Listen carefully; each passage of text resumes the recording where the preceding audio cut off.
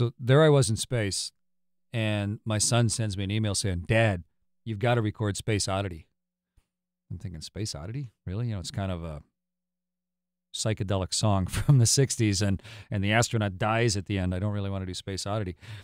And he said, Dad, you're not playing it for you. You're playing it for everybody else. Everybody wants you to record that song in orbit.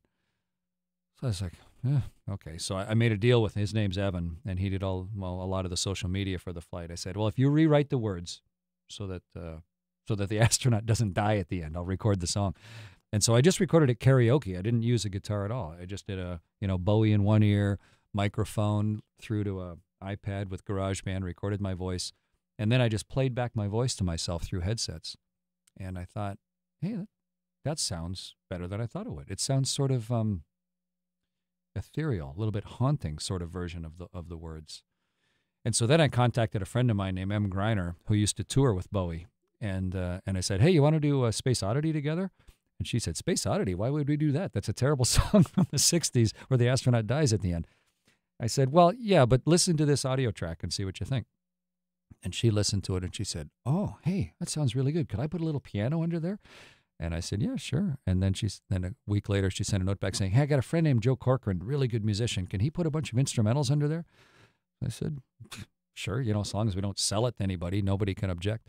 And so they then sent me back just a killer instrumental track of that song. So I said, oh, now this is what I'm doing in my evenings on the space station, right? This is my little side project. So I said, I got to put a new audio track over top of that, new vocal track. So I then just had their music playing as one of the tracks in GarageBand. I did, I think, 2 takes or maybe 3 takes of my voice over top. And then I was like, done. Had to get permission from Bowie, which is not all that simple. He's a famous man. But eventually got word through to him. He heard our audio track. He loved it, sent a note back that he really liked it. We worked the legal side, got permission, and then it was like 3 weeks left in the space flight. So my weekend project on my big to-do list was record the Bowie video. So I floated around the station and recorded myself. I'd filmed the whole thing myself. We were coming home Monday, and on Sunday night, Evan released the Bowie video. And I was sort of watching that night before I went to bed going, wow, there's a lot of people looking at that. That's great.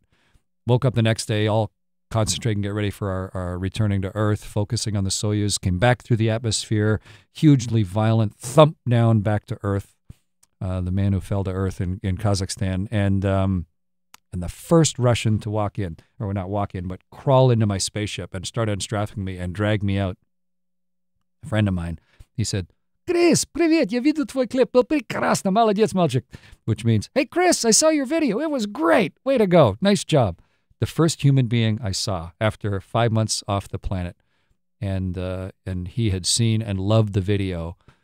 And he kind of reflected millions of people's reaction in that it wasn't just a music video, and it wasn't fantasy. This was some weird juxtaposition of art and reality.